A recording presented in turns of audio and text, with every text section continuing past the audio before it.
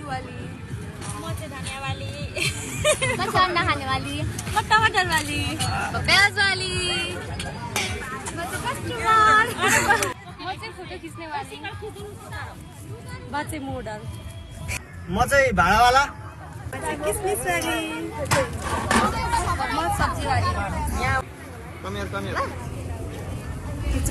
हामी तास खेल्ने म चाहिँ भिडियो वाली है गाइजहरु।